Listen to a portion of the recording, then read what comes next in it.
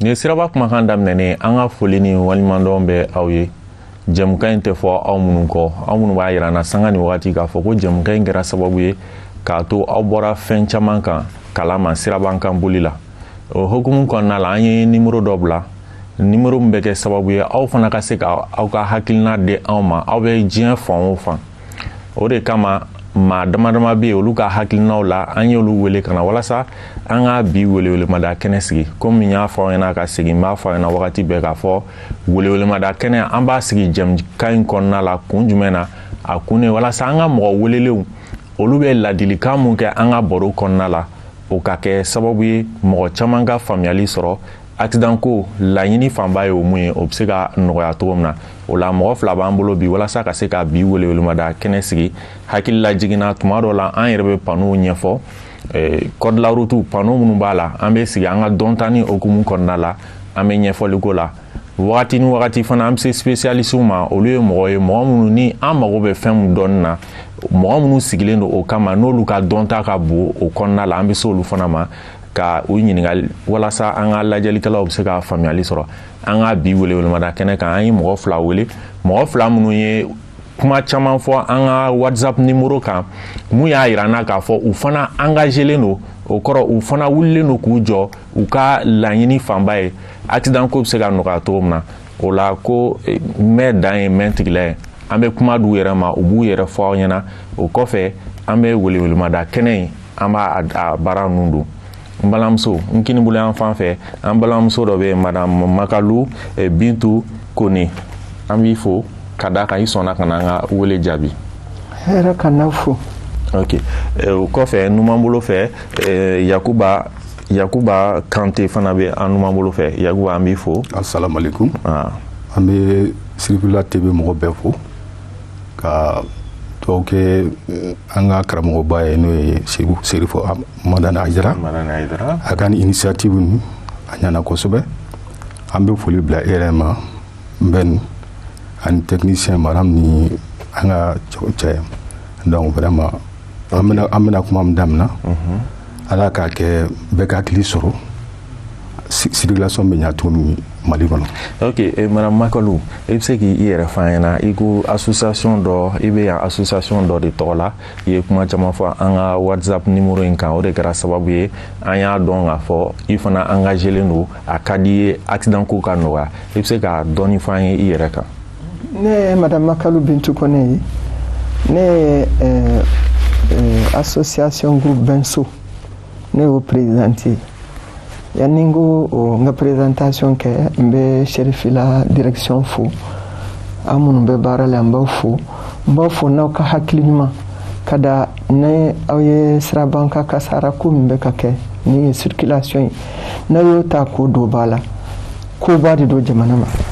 fɛn bɛ kasara lase jamana ma o tɛ ko donni. An b'aw fo la kosɛbɛ, an ye denbaw de, an bɛ sensibilisation minnu kɛ an b'a kɛ fɛn fɛn n'a bɛ cité kan, fɛn fɛn n'a bɛ sigida kunko kan an b'o de kɛ an ka sensibilisation kɔnɔ. An nan'a ye aw ka WhatsApp publicité bɔra k'a fɔ ko aw y'a ligne yɛrɛ de bila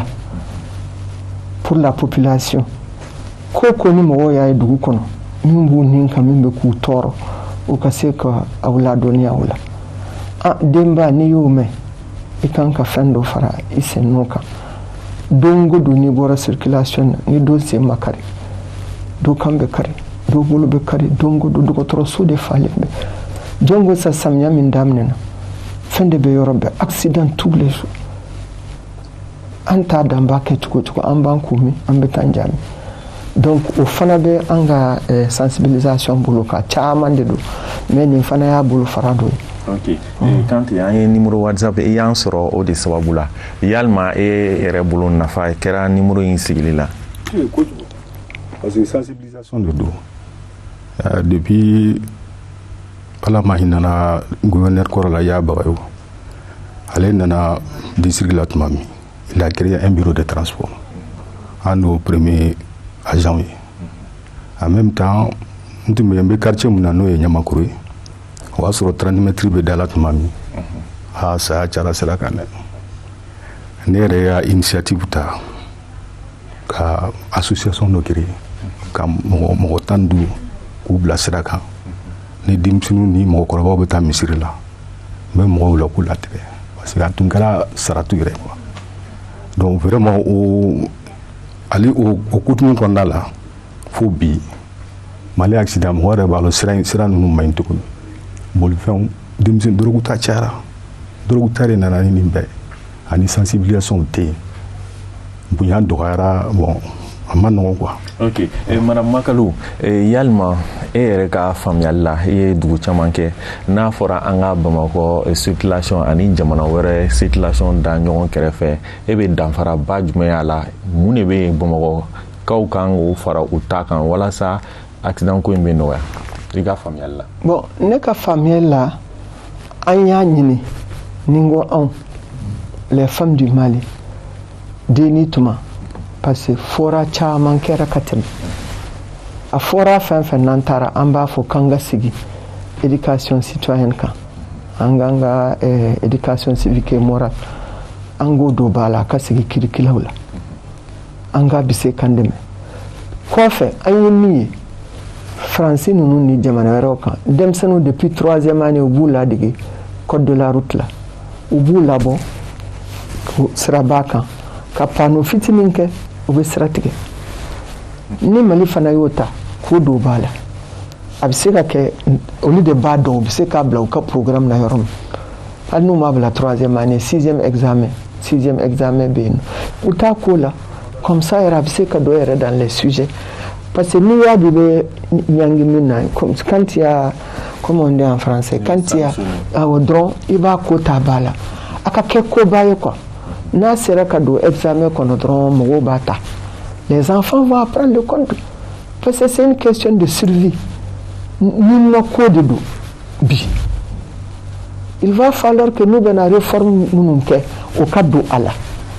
déjà ka kɔdi kalanni don école la kalan école la Anazɛri mɔgɔw b'a fɔ k'olu bɛ école maîtres kalan walasa olu fana ka mɔgɔw kalan kilasi kɔnɔ n y'a ye u b'o formation kɛ école maîtres kun bon an t'a dɔn a ko bɛ cogo min na sinon an ye olu fɛ Kante e yɛrɛ ka jate la an ka accident mun de bɛ na ni a cayali ye Bamakɔ circulation accident cayali e ka faamuyali la mun de bɛ na n'a ye. Bon an bɛ se k'a fɔ bangebagaw fana nɔ b'a la parce que i yɛrɛ bɛ denmisɛnnin dɔ san 13 san 7 u bɛ moto san ka d'u ma. minnu ma si moto boli si kan ka daminɛ san tan ni wɔɔrɔ mo permis ye san 18 ye mais moto la i bɛ se ka fɛn fo san 16. D'accord donc o fana o défaut ba b'an ka mɔgɔw ka ko la éducation parents yɛrɛ de ye denmisɛnninw bila ka nin accident yɛrɛ caya jamana in kɔnɔ ka taa ɲɛfɛ kɔfɛ quoi yarɔ fɔlɔ an ka pɔnkɔrɔ in cortège ninnu na saya cayara yen dɛ a tun ye denmisɛnninw dama dɔrɔn de permis t'u bolo foyi t'u bolo u bɛ faw ka moto ta u bɛ baw ka mobili ta ka don circulation na o y'a point caman sara la dɛ mais o ye hakili di mɔgɔw ma mais jusqu'à preuve de contraire parents yɛrɛ d'u bolo bise an y'an bolo bila quoi donc parce que n'aw bɛ kan ka faransi ta ninnu fɔ cogo min éducation b'olu ta la olu ka ko dama dɔnnen don mais anw ta c'est vrac a ka gɛlɛn quoi. Or ni faransi filɛ nin n'u bɛ taa denmisɛnninw école la u b'a ta mobili la ka taa bila n'u école jiginna u b'u ta ka na u t'a mara dugu mana jɛ sisan an b'an denw bila bɛɛ bɛ a siratigɛ ka gɛlɛn quoi anw yɛrɛ de ka éducation y'a kɛ circulation in nana kɛ nin cogo la. Madame Makalu a fɔra ko ni i bɔra i ka so i bɛ t'i ka ci la yanni i ka segin i bɛ accident dɔ ye yalima e bolo Bamakɔ yan mun de kɛlen don k'o juguya e fana ka faamuyali cogoya la. Ne kɔni faamuyali la labilali kojugu an bɛɛ yɛrɛ labila i den labila min ka di den ye den b'a kɛ an yɛrɛ kan a y'a fɔ cogoya min bangebagaw yɛrɛ kan ka denw bilasira k'a yir'u la sanu gatuko n'i den bɛna sira tigɛ i k'a yira a la taa i dumuni bolo fɛ ka na taa i ɲumankuru fɛ ko dɔ bɛ yen den b'a kalan so kɔnɔ de kɛnɛmala de bɛ dɔ fara a kan sisan so kɔnɔ n'a ta yɛrɛ y'u jɛ kɛnɛmala kɔni kɛrɛfɛ tɛ ko wɛrɛ bɛ yen nɔ Donc il va falloir qu'en bɛ den faw ni denbaw an fana ka segin an bɛ éducation min fɔ ka fɔ les fondamentaux école ta ka ta kɛ mais an yɛrɛ kan t'a daminɛ so kɔnɔ fɔlɔ. Ok, quand tu kuma dɔ fɔ ko minfɛn jugu fana tali cayara fɔ mun ma drogue ni dulɔ ko fana senba b'a la yalima e bolo o bɛɛ ye hali bi o bɛɛ bɛ bila minɛn jumɛn kɔnɔ? O bɛɛ y'a bila n ye labilali fɛn ko min fɔ ka an n'an denko ko an ye den ka diyaɲa yira n na. An bɛɛ y'an ta kɛ papu ye an bɛɛ y'an ta kɛ vieux ye an bɛɛ ta y'a kɛ bijou ye mon petit cœur an ye n denw labila k'a yira denw na an b'u fɛ ni den k'a bɛ min fɛ o de bɛ di den ma. Bamanan y'a fɔ ko n'i den kɛ commandant a bɛ ni kani fɔlɔ min kɛ a b'a ɲini e fɔlɔ de la. Yani ka den k'i la kasi e k'a la kasi kuma dɔnnaw b'a fɔ ten Kante an b'a ye k'a fɔ wagati dɔw la ɲɛmakɔrɔ yanfanw yɛrɛ fɛ denmisɛnnin dɔw bɛ wuli ka moto ninnu ta kosɛbɛ o fana bɛ na ni situation ɲagamini ye e yɛrɛ i ye baara kɛ mairie la ka tɛmɛ yalima mairie mɔgɔw de kan ka ɲɛɲini o la walima polisiw de kan ka ɲɛɲini o la walima mun de kan ka kɛ walima parents yɛrɛ de kan ka wuli k'u jɔ walasa o baaraw ka dabila. Ben ni kɔni a bɛ à tous les niveaux. Parents nɔ b'a la polisiw nɔ b'a la mairie mɔgɔw nɔ b'a la bon acteurs ka ca quoi donc ni sanction tɛ fɛn na a bɛ wara dɛ n'o tɛ ɲamakɔrɔ dɔrɔn tɛ o u b'a kɛ fan bɛɛ donc sanction ma deli ka ta ka kɛ polisiw b'a dɔn fana mɔgɔ minnu b'a kɛ u m'o dɔn mais n'a m'olu poursuit a y'u bila ten a bɛ na ni ko dɔ ye o de y'a respect ko yɛrɛ o de dɔgɔyara Mali la kojugu parce que i bɛ fɛn kɛ mun ka di i yɛrɛ. O tɛ jamana ye dɛ loi de jamana sigi donc a ye structure de fana sigi minnu bɛ se ka olu contrer mais n'olu tɛ baara kɛ bɛɛ b'i yɛrɛ wara o caman ye. Mara Makalu yalima an ka situation na komi an bɛ don min na i ko bi an bɛ teli k'a fɔ bɛɛ bɛ se ka dɔ fɔ situation ko la ka d'a kan n'i ye mɔgɔ jɔ 10 i bɛ taa sɔrɔ mɔgɔ 8 kɔni mago bɛ ɲɛnabɔ sira kan i bɛ t'i ka ci la sira kan walima i bɛ kɔni k'i ka baara dɔ bɛ se sira ma yalima i ka taa ni ka segin na i bɛ bolimafɛn bolilaw ye ka waleya dɔ kɛ waleya mun ni a man di ne bɛ fɛ u k'o dabila. Ben o kɔni a ka ca waleya kelen tɛ double film ni triple film n'a bɛ kɛ bɛɛ b'a kɛ sotarama ta de ka jugu ni taxi mais personnel fana b'a kɛ wa ne y'a jateminɛ bɛɛ de bɛ bɔ ɲɔgɔn fɛ bɛɛ kɔn ka teli sira kelen de don sira min bɛ 2 voies ye an b'a kɛ 4 fois bon dɔ ka fɔ ɲ'a ma ka fɔ ɲ'a cɛlakaw fana ma faama dɔw fana bɛ taa retard la ne ma se ka dala e b'a dɔn e ka baara bɛ daminɛ 7h30 pourquoi i bɛ bɔ i ka so 8h30 o bɛ mobile bila fɛn na danger la circulation na kana parce que bɛɛ kan ka exemple di l'exemplarité doit commencer par eux n'olu y'a kɛ tɔw fana b'a kɛ et même maintenant qu'est-ce qui se passe ni ambulance bɛ tɛmɛ e b'a ye bɛɛ bɛ munu ka tugu ambulance kɔ tuguni ka sira ta waleya wɛrɛ bɛ yen fani ni bani ni bala bangebaga dɔgɔya wa bɛɛ cɛkɔrɔba k'a la denmisɛnninw b'a kɛ i tɛmɛna tigi ta i b'a sɔrɔ yɔrɔnin ba a b'i fani ni o bɛ bɔ yɔrɔ min dɔrɔn dɔ wɛrɛ bɛ u bɛ ɲɔgɔn bugɔ circulation na k'i kunna sini i kɔrɔ primature kɔrɔ kɔfɛla in na ne ye fɛn ye n t'a lakali n dabali banna n ko jamana tiɲɛna parce que cɛ naani donna ka mobili min don ne m'a dɔn polisikɛ y'i don ka kuma yɔrɔ min dɔrɔn a ba ne ɲɛ b'a la o sinna ka ɲɔgɔn kanu polisi ni k'i k'a kan ministère des finances dugumala la je dis mais an bɛ taa min nin fana ye jumɛn ye ale ye finitigi ye a t'o fini ye e fana y'a minɛ a to yen ale ka boli ko circulation na ne b'i ka numéro ta ne b'a fɔ yɔrɔ bɛɛ on va sévir mais o fana ka fara ka boli denmisɛnninw nɔfɛ ou bien sotarama taga nɔfɛ ou bien taxitigi nɔfɛ ko ka gɛnni dabila circulation ne y'a note circulaire heureusement wallahi ko ka gɛnni dabila ok Kante yalima accident dɔw kɛra i ɲɛna walima accident dɔ i y'a kibaruya mɛn mun b'i hakili la tuma bɛɛ a bɛ jigin i hakili la est-ce que i bɛ se k'o dɔ ɲɛfɔ an ɲɛna ka d'a kan munna an bɛ ɲininkali kɛ pour que mɔgɔw k'a dɔn k'a fɔ accident bɛ yen wagati bɛɛ. Ayiwa a tout moment accident bɛ don o don kabini ala ye don o don da Bamakɔ yan Bamakɔ dɔrɔn tɛ Mali fan bɛɛ de don an bɛ kuma o la an bɛ Bamakɔ de yan n'o tɛ sinon Mali fan bɛɛ de don an bɛ kan ka kuma a bɛ circulation de kan bolikojugu dɔrɔn de don donc ne ye mun f'i ɲɛna Yamakɔrɔ 30 mètres a sɔrɔla o y'a sɔrɔ 30 mètres nin dilan 10 tonnes minnu bɛ essence les 10 tonnes là ne bɛ bɔla an ka baarakɛyɔrɔ la y a une fillette là denmisɛnnin cinin a ko k'a bɛ sira tigɛ dɔrɔn fɛn in mobili y'a dɛrɛ ne ma se ka sunɔgɔ o dugusɛjɛ ne ye mɔgɔ ɲini mun bɛ se ka sira vraiment an ka denmisɛnninw lafiya quoi mɔgɔ 15 comme ça kalo tile n bɛ 500 de tun d'u ma gouvernement yɛrɛ tun y'a ye mais mɔgɔ si ka dɛmɛ tɛ dɛ n yɛrɛ de ka dɛmɛ tun don donc n y'o kɛ pour dɔ ka se ka bɔ accident na o ye voilà a tora n kɔnɔ kojugu quoi bon mɔgɔ faga ça a ka ca quoi an ye caman de ye dɔw tɛ se ka lakali madame e fana accident dɔ b'i hakili la mun kɛra n'a dɛsɛlen don ka b'i hakili la o kɛra ne bɛ baara la n bɛ taara baarayɔrɔ mobilitigi nana tɛmɛ mototigi ye ɲɔgɔn doublé sur le pont donc mobile tun bɛ ne de ɲɛ mototigi nana don in fɛn dɔrɔn k'a b'a doublé o taxitigi y'a kunya ko pia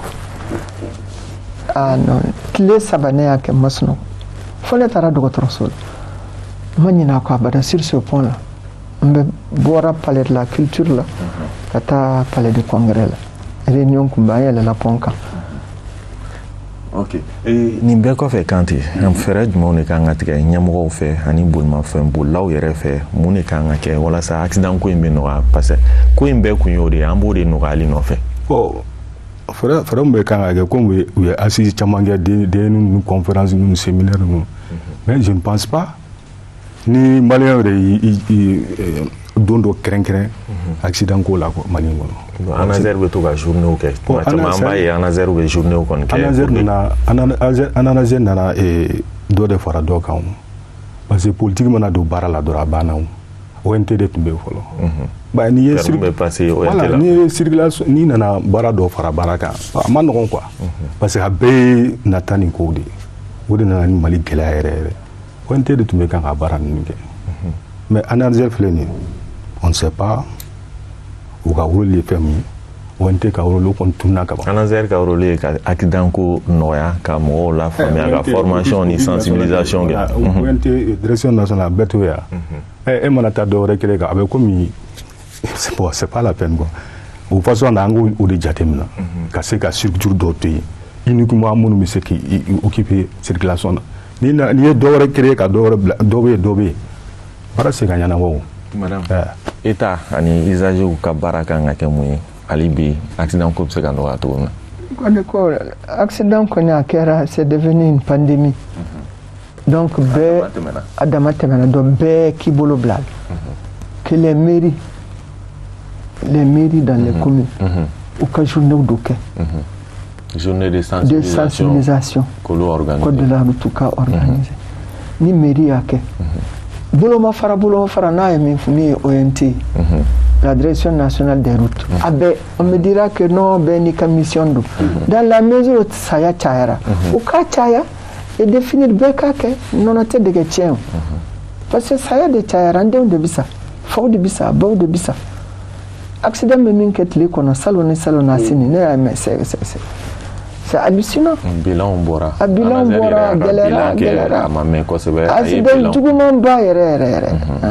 donc bɛɛ k'a ta ba la ni fɛn fɛn bɛ kɛ u k'a ɲɛfɔ ani l'éducation civique la